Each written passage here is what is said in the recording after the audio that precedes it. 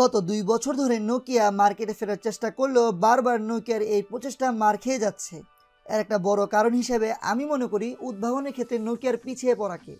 Nokia এই করবে সেই করবে এভাবে ঢাকঢোল পিটিয়ে আমাদের ভিতরে একটা আগ্রহ তৈরি করে, কিন্তু সেই প্রযুক্তি বের হতে হতে অন্য কোম্পানিগুলো এর থেকেও এগিয়ে যায়।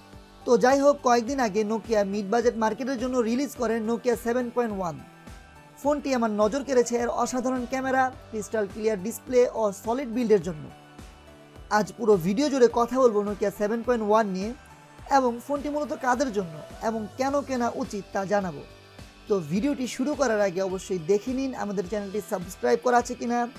সাবস্ক্রাইব করা না থাকলে অবশ্যই আমাদের চ্যানেলটি সাবস্ক্রাইব করে নেবেন এবং অবশ্যই বেল বাটনটিতে ক্লিক করে নেবেন।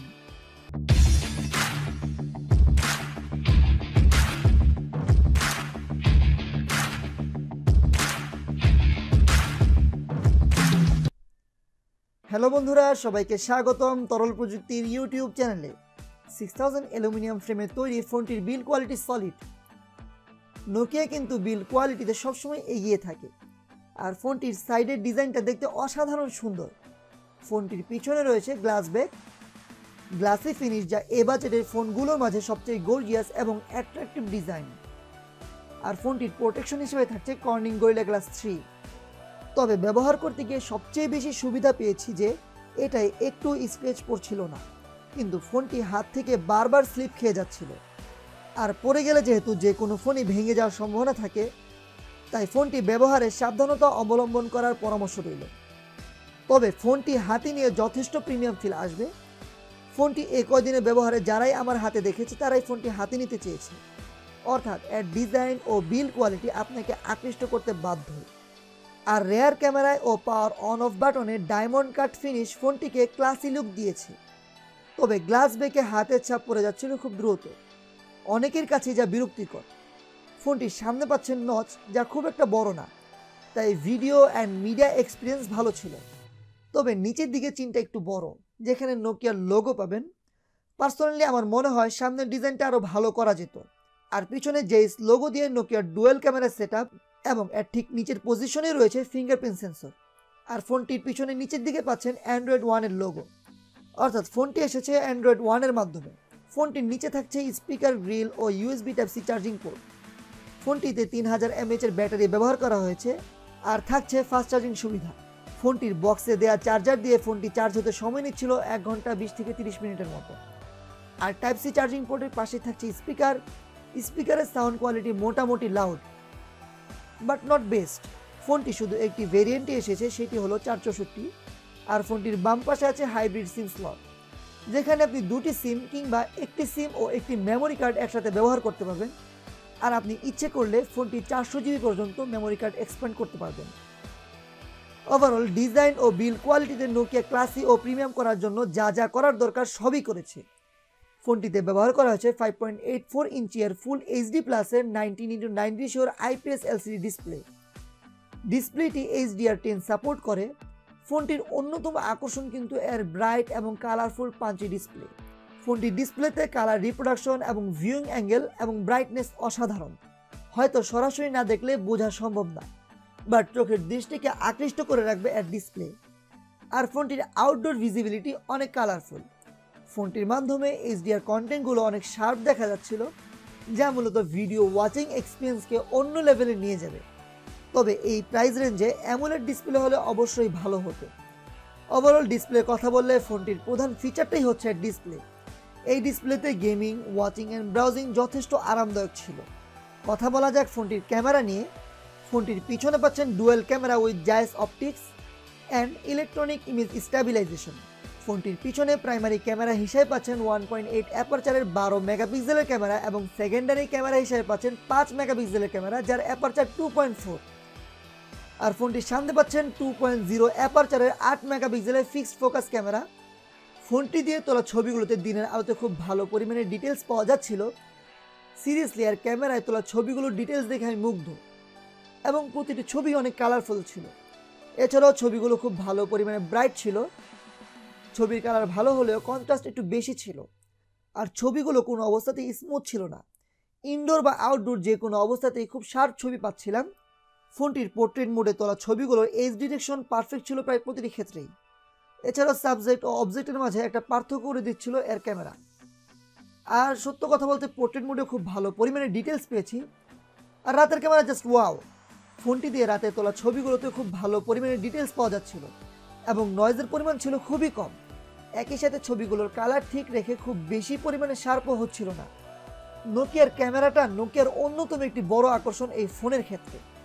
ফোনটির সামনের ক্যামেরা দিয়ে তোলা ছবিগুলোতে অসাধারণ পরিমাণে ডিটেলস পাচ্ছিলাম। সামনের ক্যামেরা দিয়ে তোলা ছবিগুলোর কালার কন্ট্রাস্ট স্যাটিসফ্যাকশন লেভেলেই বলা চলে, কোনো ক্ষেত্রেই স্মুথ ভাব চলে আসছিল না। আর রাতের সেলফিগুলোতে খুব ভালো পরিমাণে ডিটেলস ছিল, নয়েজের পরিমাণ খুবই সামান্য ছিল। রাতের সেলফিগুলো যারাই দেখেছে তারাই এর প্রশংসা করেছে। আর লো লাইটেও কালার ঠিক রেখে সেলফিগুলো আসছিল। আর সামনেও সফটওয়্যার অ্যালগরিদমের সাহায্যে পোর্ট্রেট মোড আছে, যা দিয়ে মোটামুটি মানের পোর্ট্রেট আসছিল। ফোনটির রেয়ার ক্যামেরা দিয়ে এইচডি কোয়ালিটিতে ভিডিও এবং 4K পর্যন্ত ভিডিও করা যাচ্ছিল। ফোনটির ভিডিও কোয়ালিটি খুব একটা ভালো না, ইআইএস থাকা সত্ত্বেও ভিডিওতে শেকি ফুটেজ আসছিল, তবে ভিডিওতে কালার কন্ট্রাস্ট মোটামুটি ভালো ছিল। ফোনটির ক্যামেরা দিয়ে স্লো মোশনে ভিডিও করা যাচ্ছিল এবং ছিল টাইম ল্যাপসের অপশন, যা দাম হিসাবে একেবারেই ভালো ছিল না।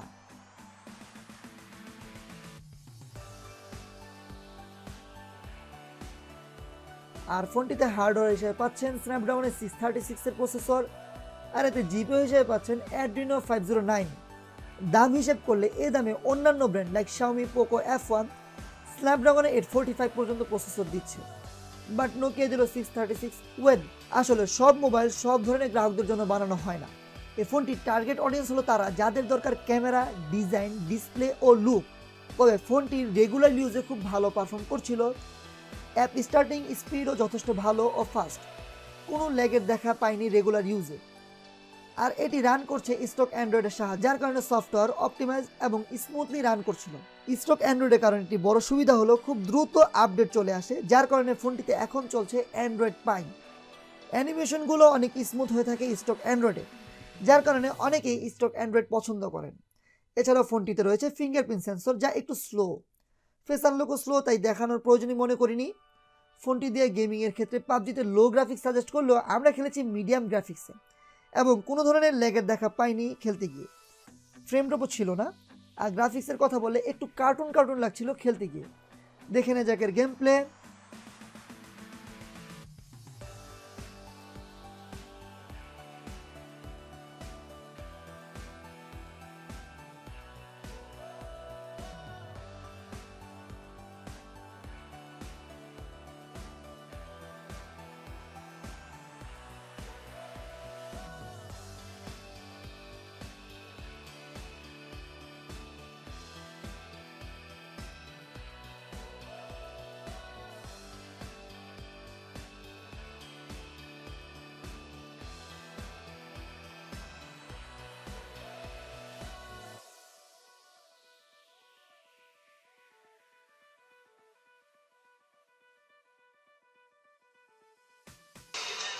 এছাড়া ফোনটিতে অ্যাসফাল্ট 9 খেলেছি, স্মুথলি খেলা যাচ্ছিল সবগুলো খেলাই, তবে গ্রাফিক্স মিডিয়াম ছিল।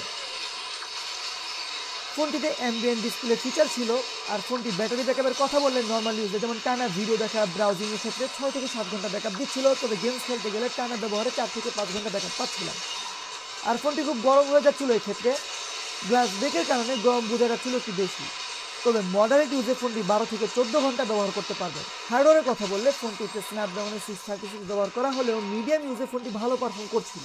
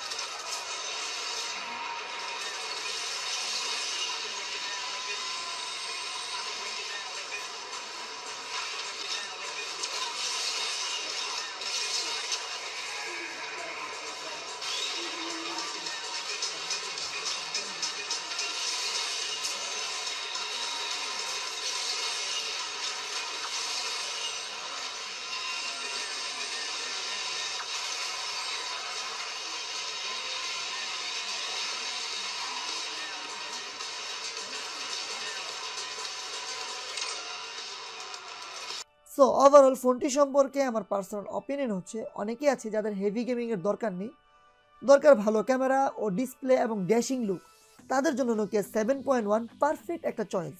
এর ভিডিওতে HDR10 সাপোর্ট করায় ইউটিউবে HDR ভিডিওগুলো খুব ক্রিস্টাল ক্লিয়ার ছিল। আর ক্যামেরার কথা বললে ক্যামেরা যথেষ্ট পরিমাণে ভালো ছিল। এই বাজেটে ফোনটির ক্যামেরার একমাত্র প্রতিদ্বন্দ্বী MI A2, যার রিভিউ আমাদের চ্যানেলে পেয়ে গিয়েছেন আগেই। তবে যদি স্ন্যাপড্রাগনের 636 এর জায়গায় স্ন্যাপড্রাগনের 660 ব্যবহার করা হতো তাহলে এ দামের সবচেয়ে বেস্ট ডিল হতো এটা। তবুও যেহেতু নোকিয়া, সো এ দামে এই ফোনটিও নেওয়া যেতে পারে। আপনারা কি ভাবছেন ফোনটি সম্পর্কে কমেন্ট বক্সে জানাতে ভুলবেন না। আর আজকের ভিডিওটি একটু বড় হয়ে গেল, কারা কারা পুরো ভিডিওটি দেখেছেন কমেন্ট বক্সে জানান তো। বন্ধুরা, এমন সব আকর্ষণীয় ভিডিও পেতে অবশ্যই লাইক, কমেন্ট এবং সাবস্ক্রাইবের মাধ্যমে তরল প্রযুক্তির পাশেই থাকুন। আর আমরাও থাকবো আপনাদের পাশে এমন আরও অনেক আকর্ষণীয় ভিডিও নিয়ে। তরল প্রযুক্তি, প্রযুক্তি যেখানে পানির মতো সহজ।